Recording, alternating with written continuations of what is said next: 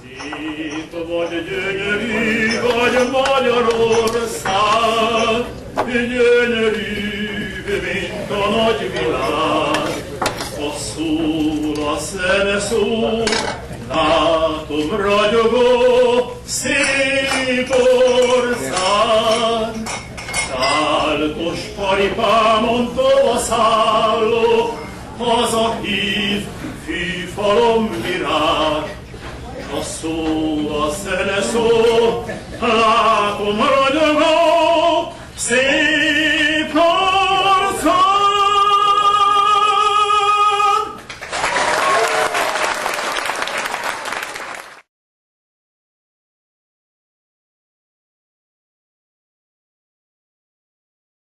Tonight, as we do every year, with a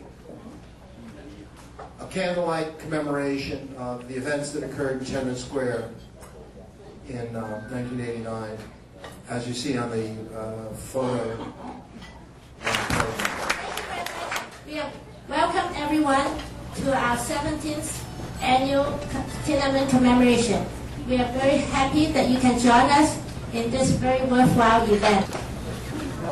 To those who are still in prison, to those who have died, to the relatives of those who are still trying to find out what happened to their loved ones, we want to tell them we are here with them.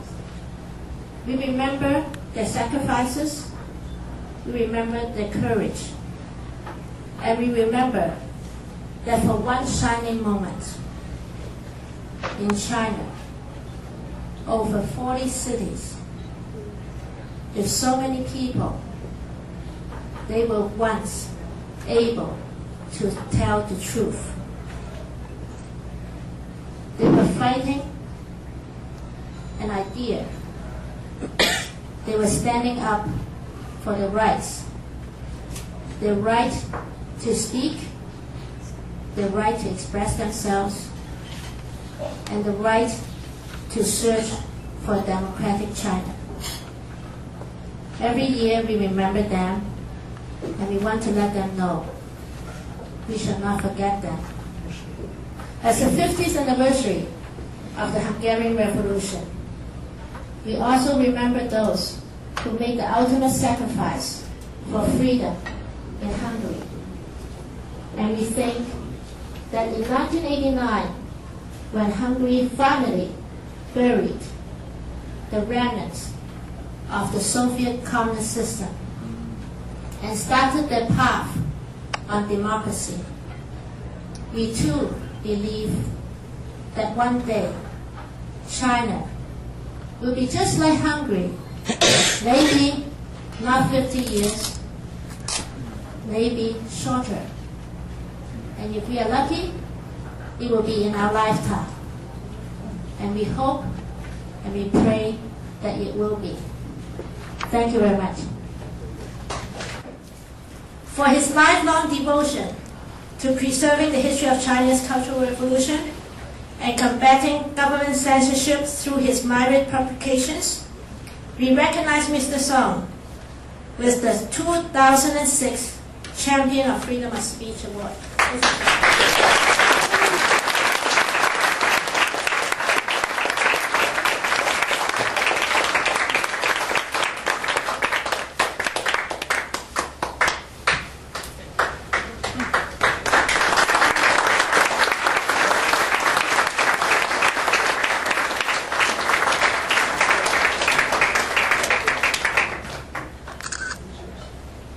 Very proud. Okay. Thank you very much.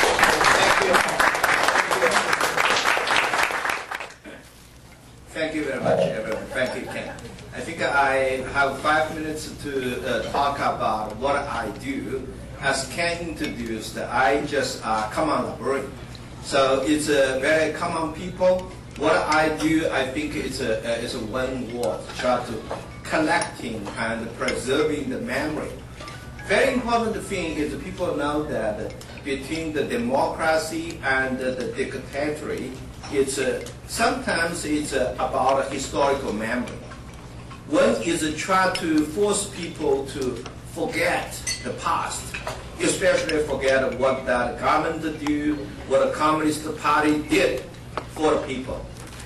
Another is try to help people to remember the history, learn the lesson from the history.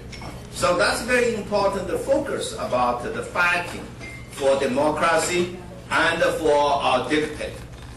So my job, I think, is on one part is professional, because our librarianship, the principle, 5 principles. One of the main principles is the information free floating. So you help people to get the picture of the true history. So see what I do, to build a database, online database, CD-ROM database, and publish bibliography, dictionary, the encyclopedia we're working for. So all those just try to tell people the truth, to collect the historical memory. But just because of that, those government, they are unhappy about me. 5 years ago, when I returned to my homeland, China, just to collect some materials, then they say those materials is a state secret. So they detained me for half a year. Of course, I'm the lucky boy, so I was finally released without any charge. Of course, international media, U.S. Congress, and the China scholars, they put a lot of effort to rescue me. I think they recognize not rescue a common librarian. It's a defense our principle. It's a rescue of historical memory. That's what we working for. So today, you could see, you will have chance to see part of the movie. Actually, I serve as a consultant made by German National TV. It's talking about the Cultural Revolution. It's very interesting. When I come to here, it's 1989, after Tiananmen Square students movement. I was not very active because I was a professor at that time. But a lot of my students, I encourage my students to attend. So after the Tiananmen Square, I think China just go to another dark period, especially politically and culturally. So I go to Western to get my graduate degree. So you could compare with the movie you will see at Tiananmen Square during 1966 to 1976. Majorly, the students like my age, they used to be mouse support. So I always say, my generation, the road we passed is very painful, but we should say it's from mouse support to mouse enemy. So that's why they put me in jail in 5.5 years during the 10-year revolution. It's not only me, thousands young students like me share the same painful experience. Because we finally realized communism is not working, Maoism especially not working for China. We try to push China on the right track. Of course, China is still on the wrong track. But when I see today the Hungarian freedom fighters, the Hungarian Revolution is happened in 1956. Then after 35 years, they finally got freedom. 1989 students movement is about 17 years ago. So we could see, I'm always optimistic. When 2000 they finally released me, they tried to pursue me, say, when you go back to the United States, don't study Cultural Revolution again, then we will give you freedom, go back to China. So my answer is, I will have freedom one day. Peking University and Tsinghua University, that's the 2 top universities, invited me to give lecture in China in that 2 top universities to teach Cultural Revolution. It's my dream. I think the dream will become true if everyone try to keep the memory, try to preserving the true history. This is what we, as a common people, at least we could do. I think I did my part. I will try to do my part better and better. Thank you very much for giving me this award. I think this is encouraging, really. Thank you. Give us a hand.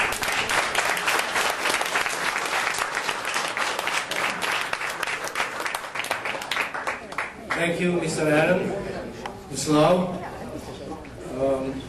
Celebrating friends. First of all, I'd like to thank for the fantastic dinner. Ms. Lau.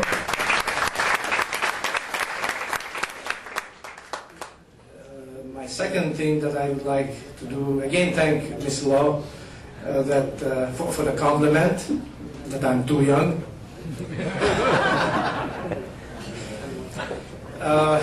Indeed,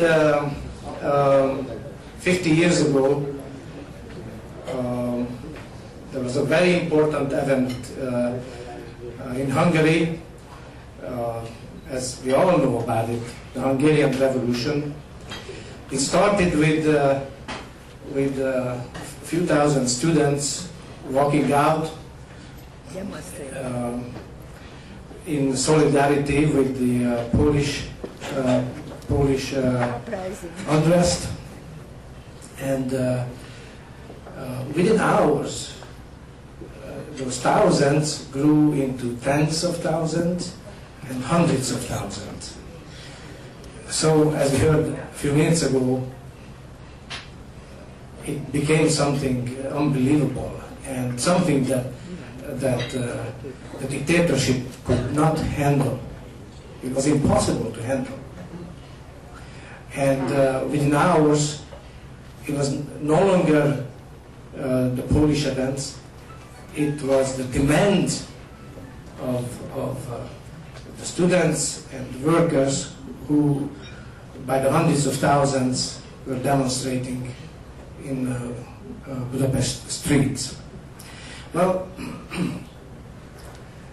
the freedom lasted only 13 days.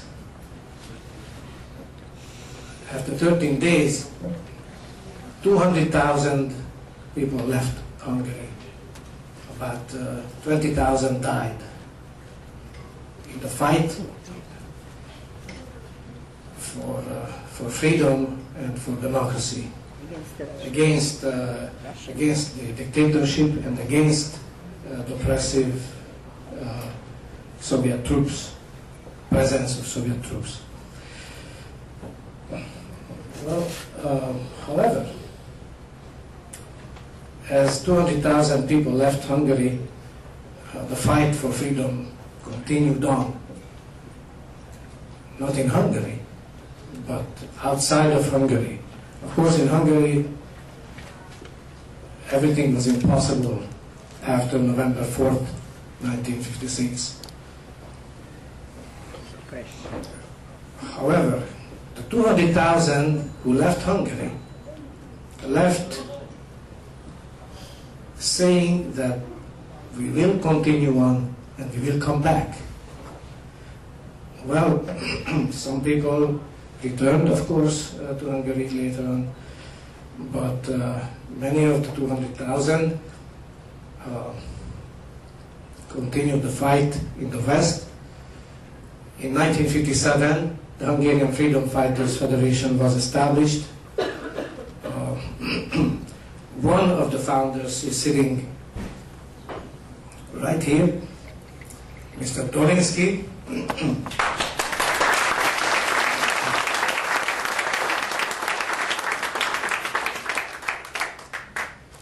And let me tell you something. Perhaps it could be maybe a message to our Chinese friends also, that what happened after the 200,000 people left Hungary. We established these organizations like the Hungarian Freedom Fighters, and we protested here in the West. We made people remember what happened, because as you know, especially here in America, people forget very quickly. But we were there, we celebrated every anniversary. We protested every time somebody visited the United States from the Eastern Bloc, Russia or Hungary. We continuously applied pressure on Western governments. By the way, the Hungarian Freedom Fighters Federation had chapters all over the world, in the Western world, since 1957.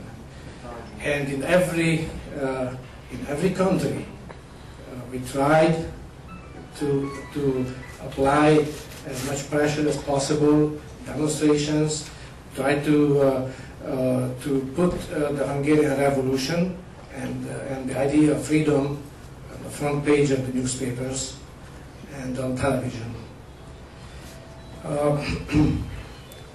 So I believe that that this is something that our Chinese friends can and should do also to make the fall of the dictatorship faster, to speed it up.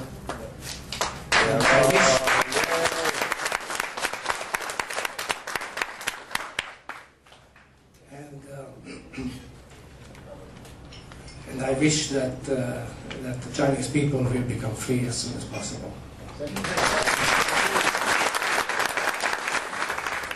The Hungarian freedom fighters set the course for the beginning of the end of the Soviet communist system, for demonstrating the power of the human spirit in the struggle for freedom, for their courage in standing up against totalitarianism despite tremendous sacrifice, for their lighting the way to freedom for the generations which were to follow.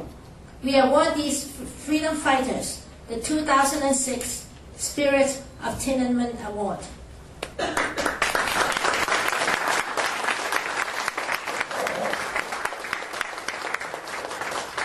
Julius Bogar.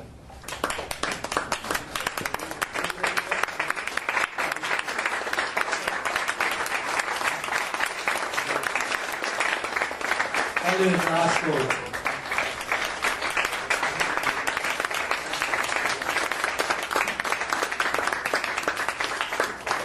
John Dolinsky.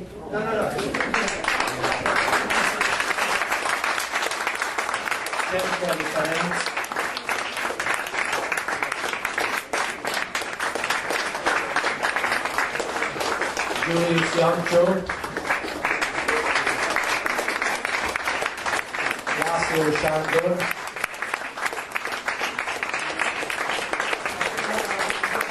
Vágó Károly. Boros Barna. Győri Robert. Lassan György. Orvoszkai Sándor. And Varga Péter Pál.